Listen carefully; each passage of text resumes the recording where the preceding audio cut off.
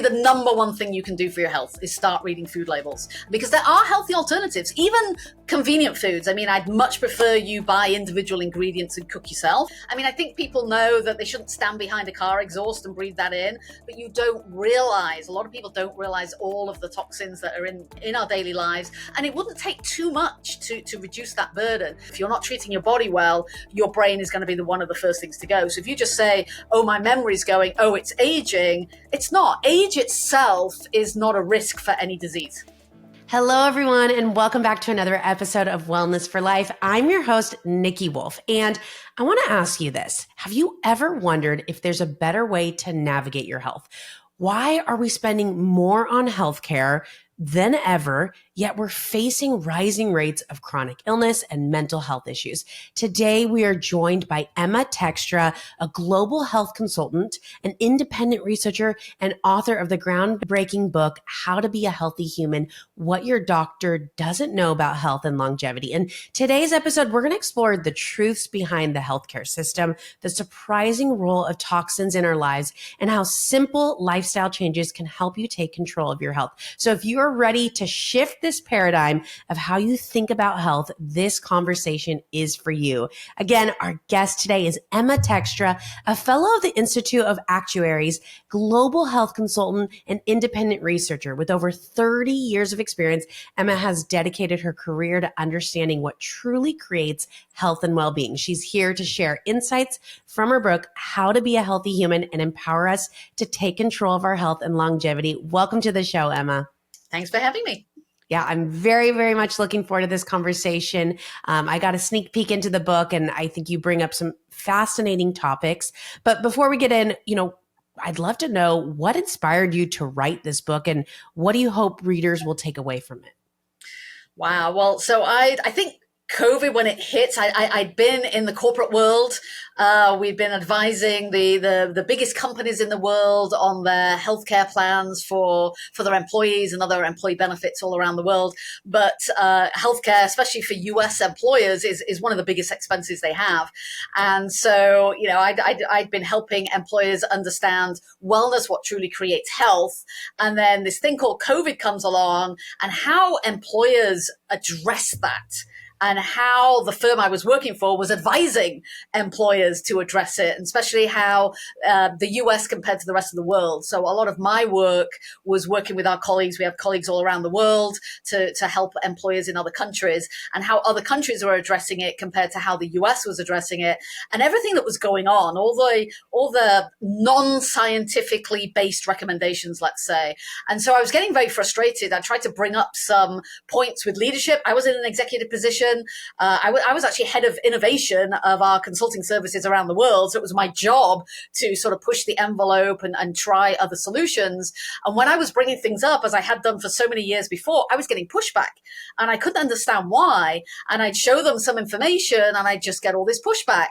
And so I was just getting so frustrated. I thought, okay, there's a lot more information behind this. This hasn't just arrived in 2020. This has been building for decades, the way people are viewing health in general and how to address health. And it had been building, and it just was on my heart that I need to write down all of the background and need to write it all down. Because when you're in corporate like I was, they'll look at a PowerPoint slide, maybe one, maybe three at the maximum with a few bullets on. And that's all, leadership, had time for, but there's a lot more to it. And so I wanted to just take some time and write it all down. Well, when I started outlining the book, I just found there was too much to say, and it was just going to be a full-time job to write it. So I ended up leaving the corporate world and just focusing on the book. Fantastic. Well, I mean, it sounds like you have to have a lot of bravery to be able to stand up to your values and beliefs the way that you did, and even to leave. But, I thought in the beginning when COVID, and you see all these videos, especially on social media, and you see in, European countries, a lot of them, they were all locked down. I'm curious, and this is probably can be an entire episode, but in short, what were some of those major differences that you saw between other countries in the US and how we handled this pandemic? Yeah. Well, a lot of the Western countries, so UK and Europe, were very, very similar. Panicking, and there's reasons for that, and I won't get into that. I'm not interested in any of the politics, and even a lot at the government level. I'm not really interested in. I really focus on the individual and how you can address things yourself. So yeah, there were similarities there, and there were lockdowns in other countries.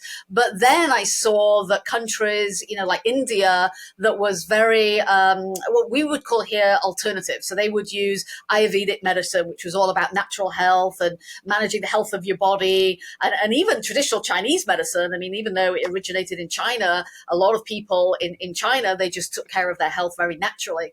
And so there were pockets, I would say, of even states in countries, or not necessarily at the government level, but maybe at a level below that, where there was communications out that if you got to get your body healthier, and things like vitamin C and vitamin D are going to be very, very helpful.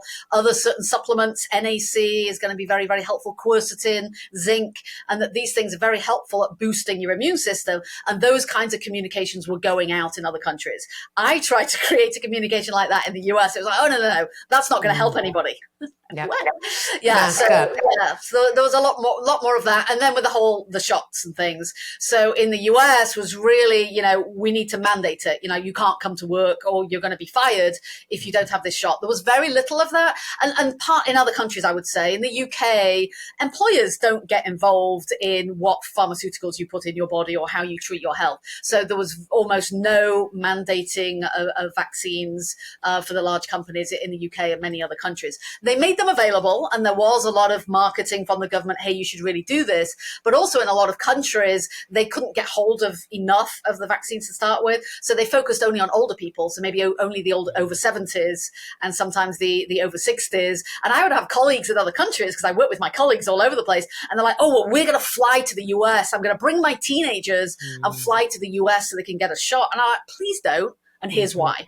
So, so a few differences there. Well, it sounds like the other countries did a really good job of separating the professional and personal life. Whereas, from what I'm hearing, from what we experienced, it's very much intertwined here. I'd love to get into kind of what the book is revolved around. And you break it up into kind of two major sections. So the first 5 chapters of the book really focus on foundational concepts of health. So I know, the book begins with this idea that our body is one holistic entity that's deeply connected to nature. I'd love for you to explain how this perspective will shift the way we think about health. Yeah. Well, I'm all about the evidence. I'm nerdy. I'm an actuary. I'm all about the data. So the first half of the book is all the background.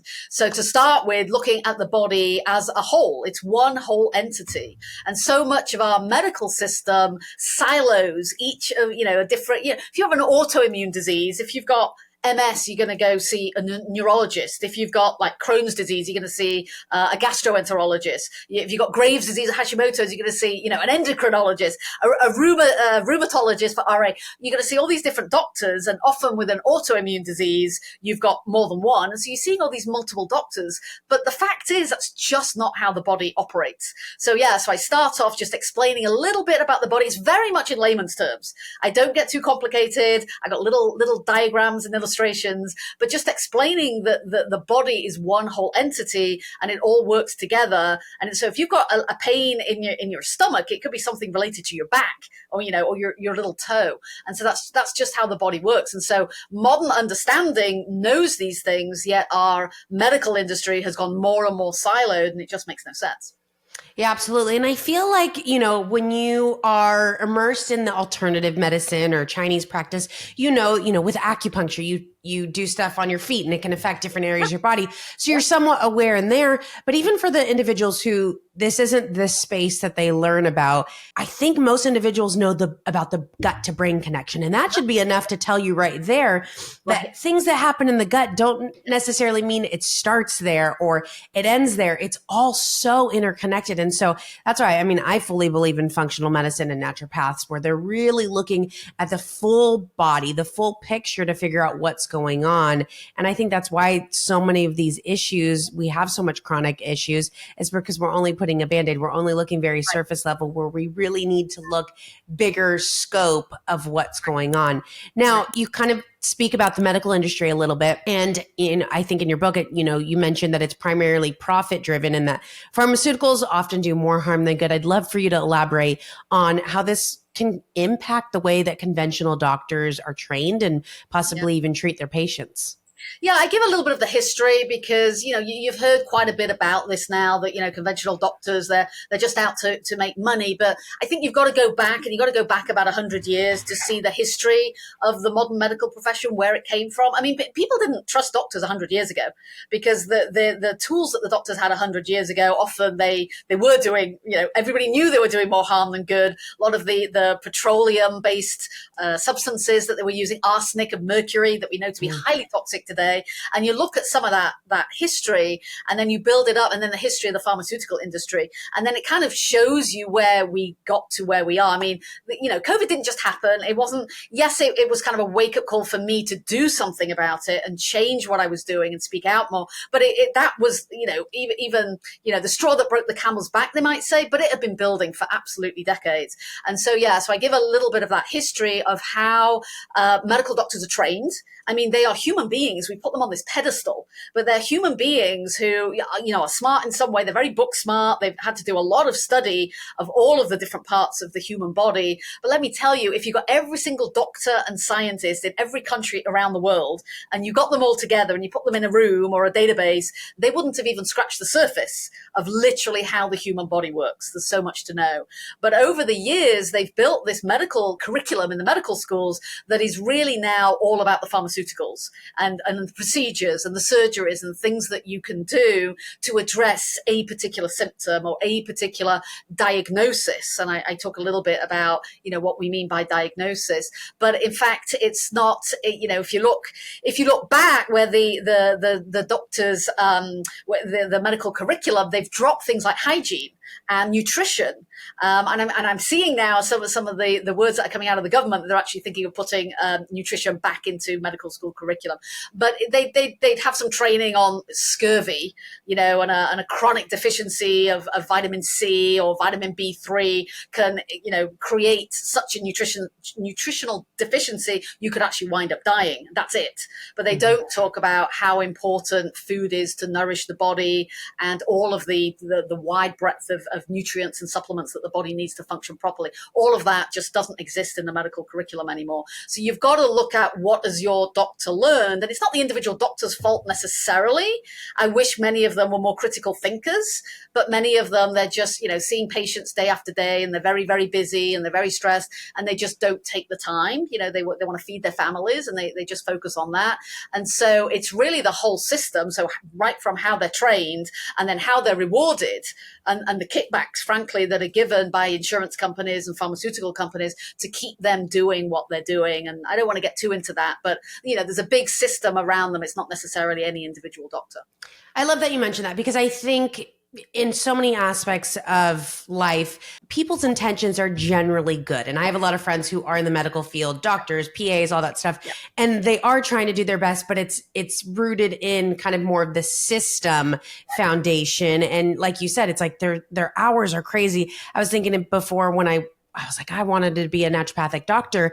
And as much as I love the field and the education, I'm like, I don't know if I want that life of a doctor. I mean, granted, functional medicine, you spend more time. It's not like back to back to back, but it's such an exhausting, role and job that you're playing. I look at their lives and then you get home and like you said, you're feeding the kids, you're doing all these things. So they don't maybe have the extra time to learn. And, you're kind of just, I've spent 10 years going to school and learning all this stuff. I'm tapped out. So I totally get what you're saying with that. But I think, becoming more conscious and aware, and it sounds like that's really what you've done as well, is like, there seems to be some sort of rooted initial interest in kind of an alternative approach and looking at things different, but it was COVID that really, made that switch. Was there, I'm just, curious with this, was it your upbringing? Like, where did this start as far as like your interest of doing things a little bit different, or maybe even kind of adding some pushback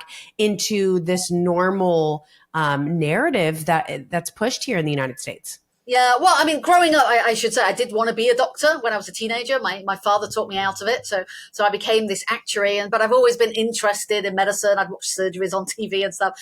But yeah, there was another impetus about 15 years ago. My then 5-year-old son was diagnosed with Asperger's and ADHD, and he had a lot of health problems right from the get go. As a baby, he had stomach problems. He couldn't keep food down. They had him on Prilosec, baby Prilosec, at 6 months old. Mm. He had side effects from that, but even so, I was busy in my corporate job. I did what my pediatrician told me to do. It was my firstborn kid. I didn't know, so I was just doing whatever was told. All of the childhood shots and all of that. I was doing all of that. Chronic ear infections and all sorts of problems. And then finally, with the what we call behavioral problems, but I talk about mental health in a whole chapter. That's just another symptom. So he had all of these difficulties at age 5, and it was actually his school that told me to get him evaluated, and he got the formal diagnosis, Asperger's and ADHD, and he had trouble. But then I stopped, and I was like, hang on a minute. They wanted to put him on drugs and said he'd probably never leave home, and he'd never go to college and all of this stuff. And I was like, hang on a minute. And so I finally stopped, and I took 2 months off work, unpaid leave, and I started researching, and so I never stopped. And he's doing phenomenal right now. He's normal, living a normal life, doing fantastically. But yeah, we never went back to conventional medicine for the last 15 years. But that was the impetus for me. And as I say, I had some interest. I've always been outspoken. I was always very outspoken in my job. I was head of innovation. It was my job to question the status quo and can we do this better? So it came naturally to me. But I think what I really wanted to get across to people, but even if you're not like me, like really intense and wanting to read all the time, just to understand some basics, like your health is in your hands. Mm-hmm. Let's not normalize ill health. If you treat your body well, and I just mean eat real food and move and, have good human relationships and, very standard things, then you're going to live fine and you're not going to have all of these problems. It's the pharmaceuticals that are leading to more and more problems. Absolutely. And I think taking that your health is in your hands. And when people can really understand that, I think we want to put everything in our doctor's hands. And, can be a dangerous place to be, because sometimes we need to question, what they're doing or what they're saying or what they're advising. And there also is, like, you can say no, you can decline certain things, and being aware of that. And I mean, I'm due next month with my second child, and the amount of things that I've declined, and luckily I've partnered with, different professionals that are on board with what I'm doing. But I think people have more of a voice and authority than they think they do.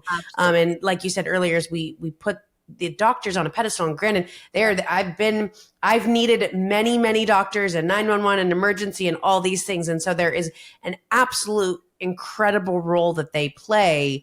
But I think we just have to look at things a little bit more, I don't know, intellectually, and just look at the bigger picture and be aware. Absolutely. Yeah. So, it's interesting. My husband and I were watching a show last night, and the amount of ads kind of coming back to pharmaceuticals, pharmaceutical ads. I'm like, I think it's just us in New Zealand. Yeah, New Zealand. That's right.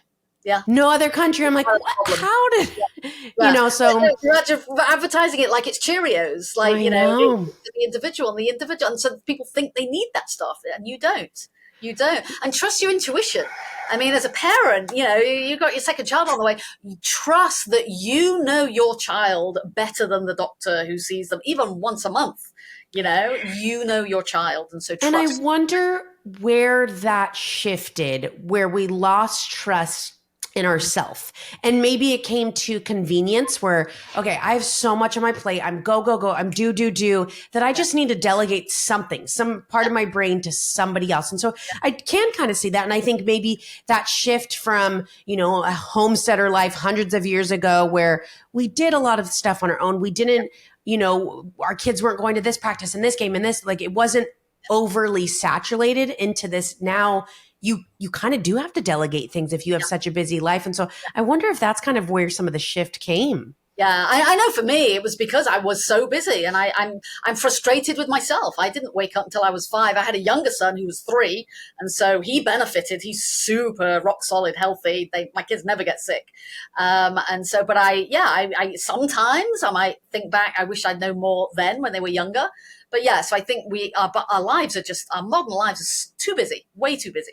Absolutely. Now, kind of speaking of modern lives and, some of the conveniences that modern society has brought us has also brought in a ton of toxins into Yeah. our lives that maybe didn't exist 100 years ago. So, what are some of the biggest sources of these toxins and how are they affecting our health? Yeah, we don't know. I've got this little illustration in the book about the frog sitting in the cold water, and you keep turning up the heat, and he won't jump out, right? And we're kind of that way. I mean, I think people know that they shouldn't stand behind a car exhaust and breathe that in, but you don't realize. A lot of people don't realize all of the toxins that are in our daily lives, and it wouldn't take too much to reduce that burden. So you're breathing them in, you're eating them, and then even getting through your skin. And I sort of divide it through between those three modalities. So you're eating your food. I mean, basically the toxins in your food, the ultra processed food, anything that came in a box, in a packet, that was not ingredients that in your mind's eye how that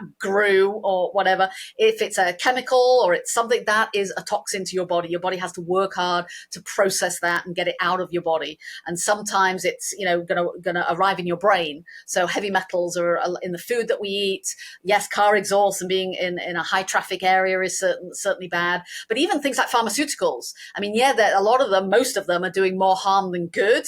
But so it's not just some of them are derived from plants. Just go eat the plant, But the pharmaceutical companies, they have to make them shelf stable. They have to get past your digestive system. If it's a vaccine, they have to make your immune system react to something that came through a hole in your arm rather than you breathe it through your mouth naturally.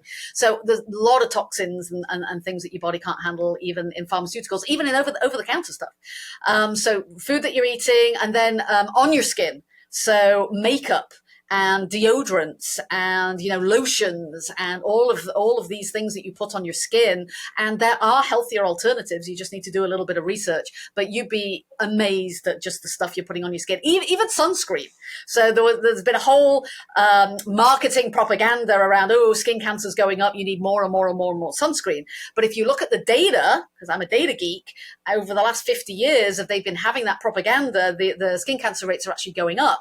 And part of the problem is those, especially the very high SPFs, they have to put so many chemicals in to block the sun. The sun, by the way, is naturally, and your skin needs the sun to create vitamin D and just keep your body healthy. And blocking it out is not a good thing. And so even sunscreen, so especially, I'm in Southern California and putting it on every day and multiple times a day in the summer. So things like that, lotions, anything on your skin. And then even just things around the house. So when you buy some new furniture or you buy a new car and you love that new car smell, that's toxic. So all of these things, and I could go on, and you might say, well, that's overwhelming. I can't possibly address them. But actually, if you just, one a month, just kind of look at something, just look at the food you're eating for a month and just kind of find some healthier alternatives, because there are some, or just look at, the makeup, one day, just go through your bathroom cabinet and look at some of the labels and what's in there. So, I say at the end of the book, I don't want to overwhelm people. I give a lot of signposts to things you could be doing, and then just help you, where's the place for you to start. And so, toxins is definitely one. Absolutely. Sorry if you can hear the dog in the background protecting us. I'd love to quickly go through those three categories of some practical things that we can be implementing, because yes, it can be very overwhelming, but there are things that you absolutely can do. I mean, in our society now, there's options for everything. And, so if we start as far as what we're putting in our body, what are some easy swaps, some things that we can start doing? I want to start out with this one. I just read it, I think it was yesterday, is we've spent so much time focusing on, marketing does this, and it's funny, I work in marketing, but this product is 100 calories, but it's also 50 ingredients. And maybe if we shifted that focus, let's focus on the ingredients, less on the calories, because a lot of times the calories can be super low, but it's such a toxic thing. And so really focusing on, instead of when you're turning that label around, because I think it is helpful to be informed and knowing what you're eating, let's look at the ingredients. Do you recognize all the ingredients in there? Yeah, totally agree. Yeah. So read food labels. That is probably the number one thing you can do for your health, is start reading food labels, because there are healthy alternatives. Even convenient foods. I mean, I'd much prefer you buy individual ingredients and cook yourself, but I'm busy. I work in corporate. I know we're busy. We're raising kids. There are some better brands out there that have less ingredients, but you can do it. For some of my kids growing up, I was a single parent. I was a single mom in a corporate job with two little boys, and I managed to find ways to make stuff at home and take them out. And we never ate fast food, so yeah, look at ingredients, avoid the fast food, and just find ways to improve little different aspects. So maybe start with breakfast. Breakfast is as you know, the most important meal of the day. So everybody says that, but it's also one of the hardest because you're getting kids out to school and you're out to work, and it's just really, really rushed in getting up. Just spend a month or two focusing on improving our breakfast. So that can be a big one, but reading labels, super important. Absolutely. And then when it comes to, I think, putting things on our body. So we talk about makeup. I mean, obviously we're talking to the women here, but there's so many brands out there. Kosas, Ilia, I think it's Ilia, Bare Minerals. You go onto Sephora.com, you can find a plethora of makeup brands that work, and they're incredibly effective, but they're natural because our body's soaking all these things in. So it's not just makeup, it's the lotions that we put on, our shampoo, our conditioner, everything. But there's just so much available now. To be honest, I use just cooking tallow on my face. I mean, I know that sounds weird for people to take my makeup off. You don't wear makeup at all. I don't wear any makeup. I have no makeup on right now. The only time I ever put makeup is maybe a wedding, maybe my wedding or a really good friend's wedding. And that's it. I just don't wear makeup. And you'll say, oh, well, I'd scare people if I didn't put my makeup on. If you stop wearing makeup for a couple of weeks and get in the sun and drink more pure water, your face would start looking better, and then you wouldn't 1,000,000%. It's a vicious cycle. So my first is stop wearing makeup. Absolutely. The only time I really put makeup on is for a wedding or when I'm podcasting. And funny enough, as soon as I hit end, I go and take it off. Oh, yeah. I like oils and creams and thickness on my face. And so I will wash it off, but it's all still natural stuff. But yeah, it's what we put on our skin. I mean, you look at too, like cleansing oils when you're washing your face at night. I just take coconut oil and I rub it all over and take a warm washcloth. Like there's so many natural things. And besides the health component of it, the cost, it's so much cheaper than getting like this luxury cleansing balm, and the lotions that we put on, like looking at the ingredients, but maybe kind of picking and choosing, okay, this month, like you said, let me focus on just making this one change. I think deodorant's a big one. I think toothpaste is a big one. Personally, I use baking soda every once in a while. I'll kind of switch to like a natural one just to get a mix of different things in there. But I just fill a jar with baking soda, wet my toothbrush, dunk it in, brush my teeth. Deodorant, I know that's a really hard one for people, especially if you're moving from toxic ones to natural. The transition time can be very difficult, but your body will adapt. So it's almost like it's almost like potty training. We're about to get into that stage where you want to be home for a certain amount of time, a week or 2 weeks. Kind of think about that when you're doing this transition with deodorant. Or when it's not that hot. Yeah, exactly. And so, there's so many things out there. You might have to try multiple brands, but it's so important. You look at the breast cancer rates. I mean, you're the data analyst, but if you're putting this on every single day, and I even think about my husband puts on deodorant at night. And I'm like, what? No. How do you do that? I know.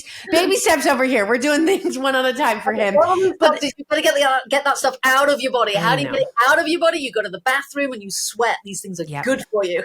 Totally. But, maybe that is a baby step for somebody. Maybe it's, okay, I'm not going to put deodorant on at night. So it doesn't have to be this like, all right, you're going to be this crunchy granola bacon sourdough tomorrow. Like, let's just take little actionable steps. And maybe it's even, okay, when I work from home today and I'm not really going out and about, I'm not going to wear deodorant today at all. Like just taking these steps of like, what can we apply? Any other kind of topical recommendations that you might have?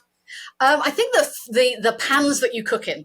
So that's a big one. So you've improved your food, but then you go and you either keep it in plasticware in the fridge, especially, I'm telling you to make your lunch and take it to work. Don't put it in plastic. Put it in glass if you can. And then your pans, those non-stick pans that people are still using, great, really easy to make eggs, less washing up, but super bad super bad. They're just putting all these bad chemicals into your food, and you spent more money on the better food. I like to say better to pay the farmer than the pharmacy. So do spend a little bit. I know organic food is a little bit more expensive, but you'll wind up paying way less in medical bills. And so you get this more expensive, wonderful organic food, and then you cook it on something non-stick. No, get the like ceramic pans or Cast iron pans. Yeah, a little bit more elbow grease to wash, but you get used to it very quickly.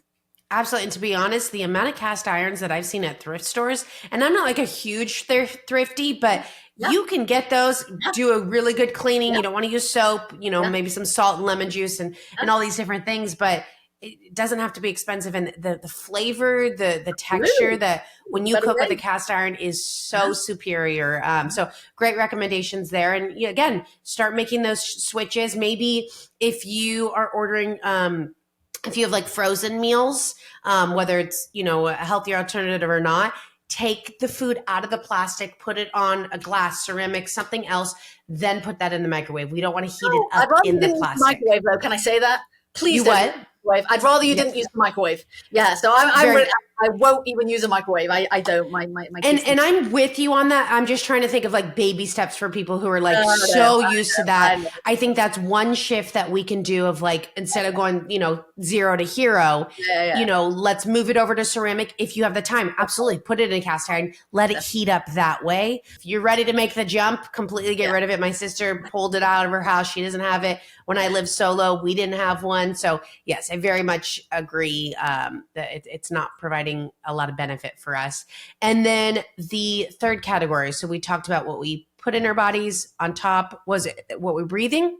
Yeah, what we're breathing in. So things like dry cleaning. So I used to be in the corporate world. I had dry clean clothes. The smell that it comes back is very, very toxic. So if you're dry cleaning your clothes, hang them in the garage or something, because they're in the plastic, which holds all those chemicals in. Take the plastic off without breathing it in, hang them in your garage or outside for a little bit before you bring them into the house. So just, and the thing about smelling is you smell it bad. If it smells bad, it's bad for you. So, car exhaust, things like that. But what about candles? Candles can smell candles are not delicious. Good. I know they do. They are not good. Yeah, that's true. Yeah. So they put some artificial scent in there, which is toxic. And a lot of those, the European Union has banned, but the US has not. That's wild. So well, there's some other things. You don't have to go, again, super hippy dippy and have like, what are the things that you light? And what's the thing, like the sticks that you light? My grandma in Hollywood used to have tons of those incense. But what you can do is essential oils. And like, maybe you're like, okay, I don't want bergamot and rosemary and, these hocus pocus scents.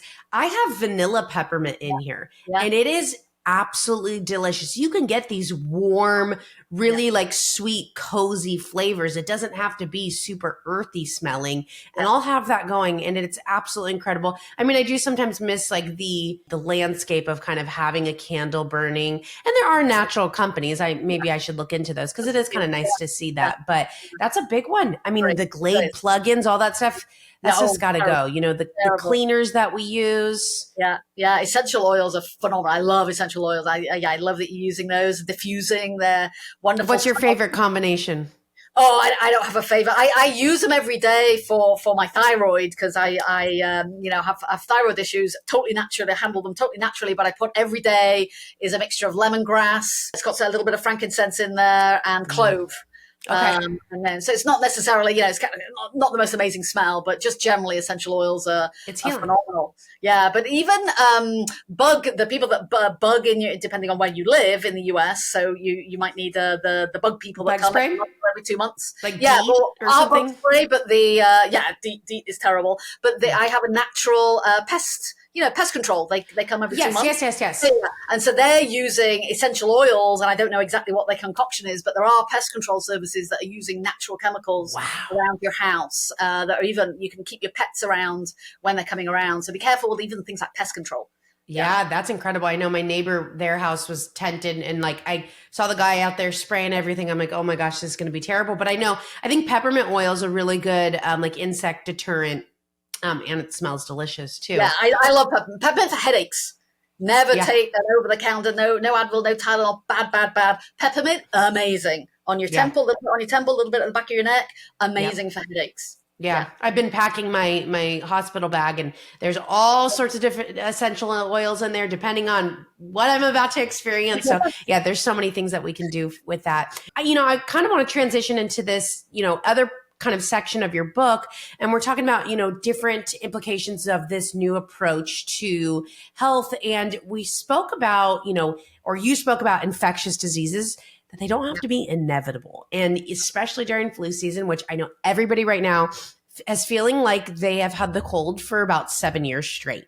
Like the amount of sniffles that I've had, I feel like my daughter just hasn't, her sickness has always been super, super mild. She's been relatively healthy, but everything's just lingering there. But we think so many of the times, like all this stuff is inevitable. And, what are some of the steps that we can take to protect ourselves naturally? Yeah. So you're, just boosting up your immune system. So again, it's all of it is related together. I mean, that's my whole message. All of this relates together. So if you're dealing with a lot of toxins, your liver is busy trying to detox. It's really depressing your immune system. So you're going to be more open to the viruses and the bugs that are going around. So if you get rid of the toxins and you're boosting your body really well with nourishment, and I love supplements. I mean, some folks in my position would say, well, you should be able to manage it if you just eat really well and avoid toxins. Then supplements are just another pill that you're taking. But our modern lives, we're just not getting all of the nutrients we need out of the food. We can't all live on a remote farm growing everything that we're eating. So even the organic food is not as nutritious as the food might have been 100 years ago. The soil has been depleted, so we need nutrients. And so I'm a big recommender of supplements. I think everybody should be on a good quality multivitamin. Don't just go to Walmart or Costco and grab something off the shelf. So it's got to be very high quality, one of the high quality brands. And make sure that you can absorb it. So it's all about how much you're absorbing, so how much you're getting in and how much you're absorbing. You don't just want to be peeing it all away. People talk about expensive pee, and that is true. If you're taking the wrong kind of supplement and it's not helping you absorb it, it's not in the right formulation to help you absorb it, then yeah, you're just gonna pee it away. So I talk about eat your supplements like you're eating food. So after every meal, I'm taking a few. And so my body, it's like I was just eating that in the food. So that's going to really boost you. So your vitamin C, your vitamin D, your zinc, your quercetin, your NAC. Throughout the winter, I would recommend you take these every day. And for kids, there are kid formulations. So Dr. Green Mom, if I can talk about Dr. Green Mom, she's phenomenal. Our kid goes there.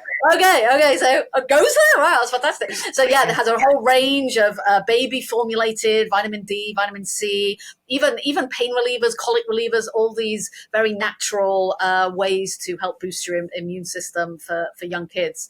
Even washing your hands. Don't forget that, just washing your hands if you've been around people who are coughing and sneezing. I love hydrogen peroxide. I've been recommending it quite a bit. There's been some calls and things going around my friends.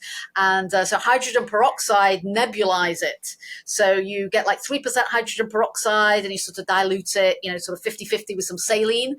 And you put it in a nebulizer and you just breathe it in for 5 or 10 minutes. If you're actually sick, probably 2 or 3 times a day. But I'll get it if I've been around somebody, if I've been on a plane and the person beside me was coughing and hacking on me, I'll come home and I'll nebulize for a little bit. And what it does, it'll kill the virus on contact.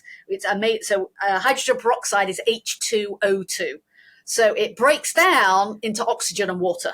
Basically, water is H2O and oxygen is O2. So it breaks down in your body into water. So it's hydrating you. And then the oxygen is oxygenating you. And a byproduct is it's really helping your microbiome as well. So I hope not, but if you've been on antibiotics, it can actually help reset your microbiome. So hydrogen peroxide is phenomenal if you are actually sick. Or to prevent yourself being sick. But it's all about nourishing the body, and mental health as well. If you're overly stressed, and especially if you're eating, bad food because you're stressed and you're eating all those candies or whatever, and you're stressed as well, you're depleting your immune system. So again, it's totally in your hands to avoid the coughs and cold in flu season. Absolutely. Those are great recommendations. And I mean, I might be biased. I've worked in the supplement industry for the last 12 years. But one thing I do believe, and when somebody told me this, I had a guest on here and she said this, and at first I was like, I don't know if I feel that way. She goes, most people think of supplements to kind of supplement the diet, supplement the lifestyle. She goes, I actually think supplements, and you might feel different. She goes, I actually think supplements should be the first choice. And here's why. Many people, especially if you're stressed, if you're sick, Yeah. if you're going through trauma, if you're going through so much stuff, I mean, you are already overwhelmed. You are saturated. Maybe if you're looking to lose weight or, improve your blood pressure, you are so overwhelmed to make these major changes is adding too much overwhelm. And supplements are the easiest addition you can incorporate that can move the needle the quickest, the furthest, to get you into a place that now, okay, I can improve my lifestyle. I can improve my diet. And so to your point, it's like making sure you're getting really good quality supplements, diving into the values of the company. Our company, we third party tested, we make condition specific products. So, a lot of our stuff has been through clinical studies, not just using clinically tested ingredients, but clinically testing the entire formula. And so you're having those third party, you're having other people kind of validate it. But I think it can get you over that hump if you do feel like maybe you're an exhausted, stressed mom and you feel like you're losing your sanity. You hear all this stuff. Okay, we'll just get out of the house, go get some sunshine, eat healthier, make these meals. You're like, I barely can function. I barely can get out of bed. Right. And so trying like an adrenal supplement can help kind of recalibrate and bring you back to that balance so that you can start implementing these other things. So I'm like, she completely convinced me that I do think it very much has a pivotal role in our health. And it's not just that our food and our soil's depleted. It's also the opposite spectrum that we are so overly burdened by toxins now. Like we mentioned, it's, maybe if like we're living on a farm in Wales, we're not bombarded by all these different things. But most of our lives, most of us listening, that's not what it looks like. We probably have a lot of artificial stuff. I mean, I know I still have chemical sprays that I'm trying to, work through and push out and transition, and so we're doing the best, but we're also still very bombarded. All the receipts that you get, I mean, everything. It's just so much. And so we kind of now at this point, we have to be taking supplements to at least look into improving our health span, improving our longevity, which actually is a really good transition, kind of talking about health span and how we optimize that, and what does healthy aging look like to you, and how can we optimize our health span, and maybe if you can kind of differentiate between lifespan and health span for our listeners. Yeah, so lifespan is simply the age that you die. And so we talk about the longevity of the US being one of the worst in the Western world. And it's been dropping, by the way. So a lot of the headlines are, well, modern medicine is increasing our lifespan, but it's actually not. It's in the US, it's been falling since 2014. But that's just a statistical calculation. And I can kind of talk about this because I'm a data nerd. But if you've got, just to give you an example, if you've got a family and one of the kids lived to be like 80 years old, and one of them died at age 10 in a bicycle accident, you're going to average those two to say what is the average lifespan of that family. And so it's all statistics. And so it's a little artificial when you talk about lifespan. I mean, obviously there's some reality there, but it's not really it's not really giving you the details to what's going on.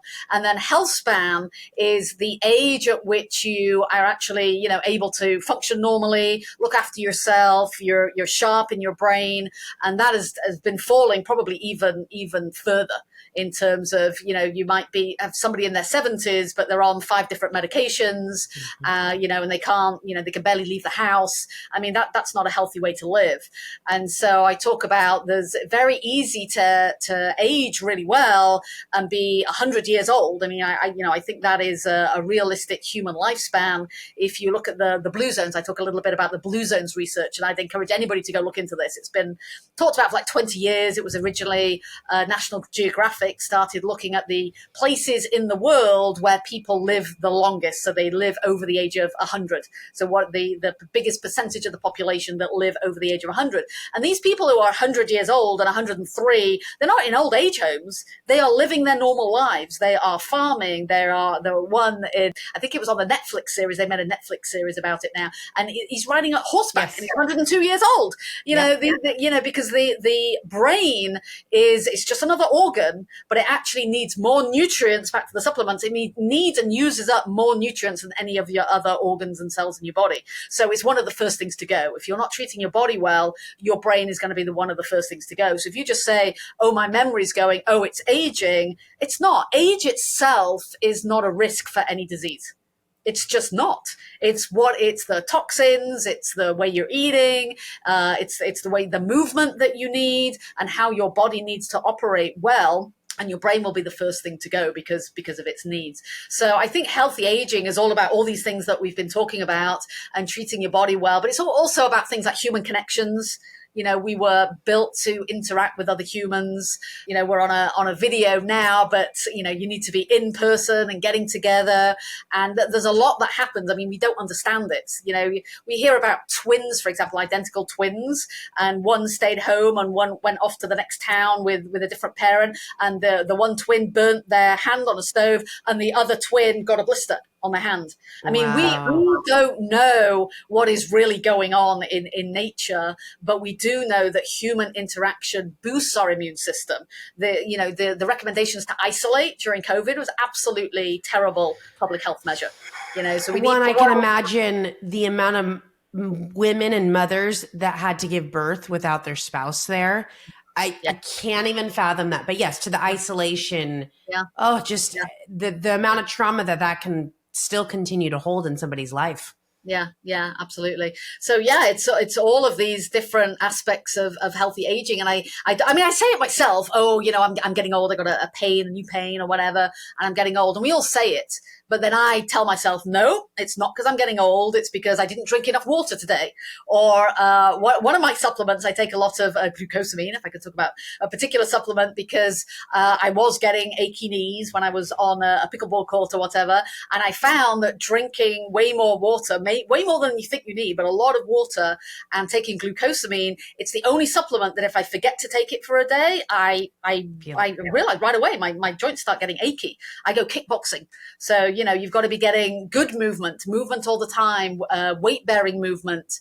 So there's lots of different aspects to healthy aging, but, please stop saying, that's just because I'm whatever age that's happening and I need this pharmaceutical. You don't. That's not what your body needs.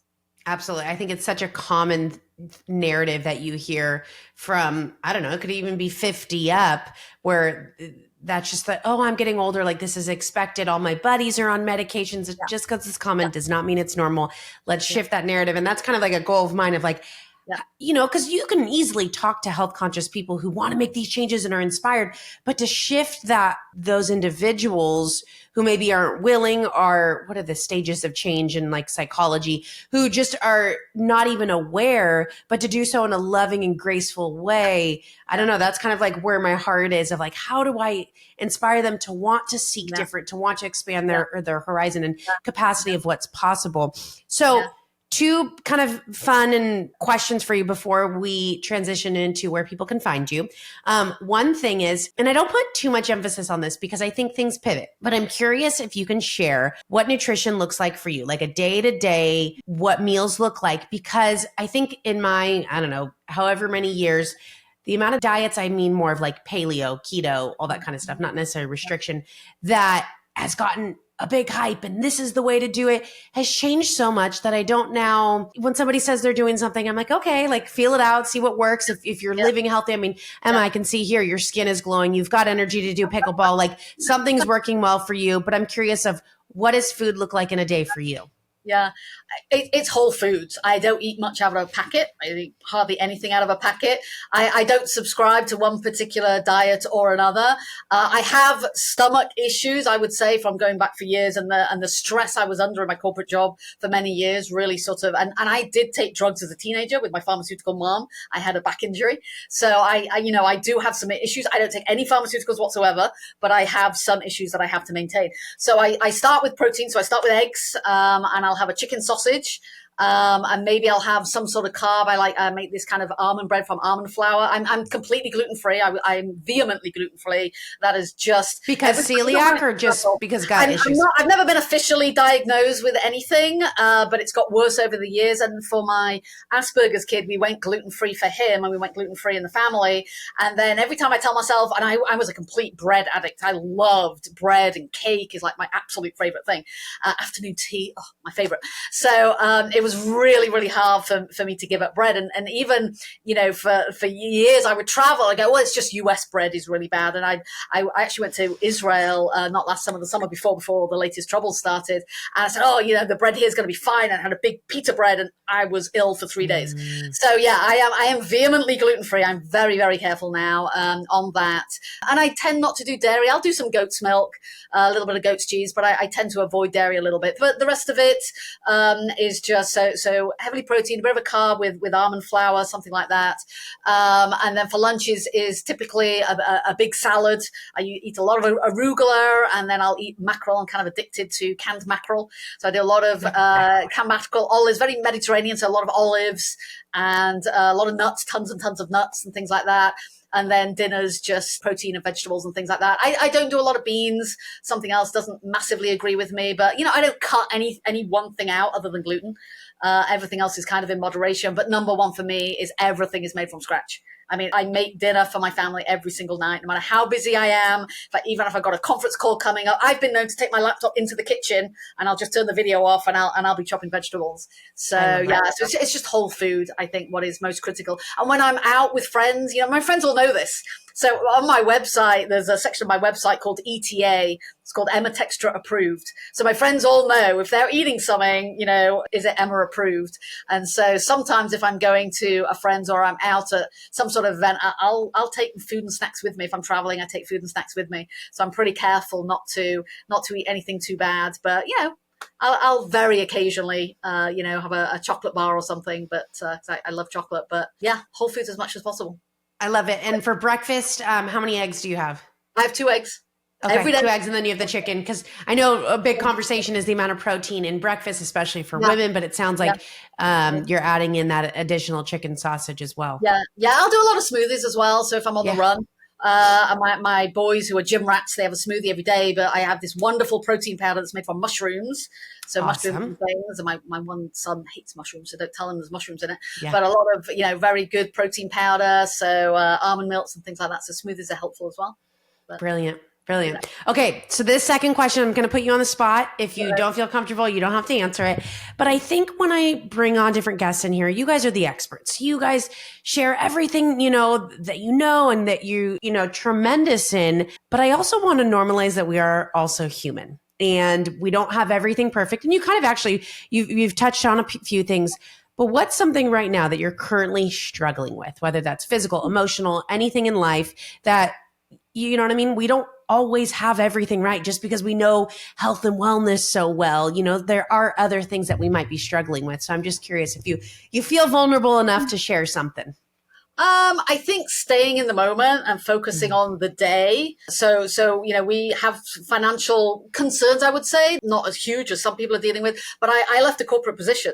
And so the trajectory of our lives and my boys going to the colleges that they wanted to go to was sort of there when I had my corporate job. And then I left and I'm self-employed now. So, so I spend, I think, too long worrying, and we've got a very busy year ahead where we're moving out of state. And so I think I dwell too much on what may or may not be. And so, in terms of the health, I think sleep. So, I'm in my mid 50s and I say I have thyroid issues. I've gone through menopause. And so sleep, trying to, I go to bed at a good time, but sometimes I wake up in the middle of the night. And so I'm trying different things to try and help my sleep. I figured out I've had to cut out chocolate and even decaf coffee. Just because as you get older, you can't break down the caffeine as much. And so, so those are the 2 things: staying in the day, focused on the day, and what can I do today to help others for the most part, really focus on that and not worrying too much about the future. And then I think trying to figure out my sleep situation. Fantastic. Thank you so much for just being willing to share that. I appreciate it, and just real good answers. And I think that's, a normal thing for a lot of us is go, go, go, do, do, do, and making these big shifts. And it sounds like you're a very giving person of, I want to get my sons into the schools that they want to be in. I want to focus day to day of how I can help others. So I love your answer. Where can listeners find more information about you, your website, your book? Where can we send them? Yeah, so home base is my website. Really, everything else leads off from there. So it's emmatekstra.com. So Tekstra with a K. So I've got a Substack. So I'm writing articles every week. So emmatekstra.substack.com. But everything, just go to my website. Links to the book and solutions and resources and things I've got on there as well. Fantastic. Well, thank you so much for being here today and giving us your time and your energy and your expertise. This was such a beautiful conversation. I took a lot away from it, and I'm just grateful to have you here. And I know listeners will enjoy the show as well. Okay, thanks for having me. Awesome. All right, take care.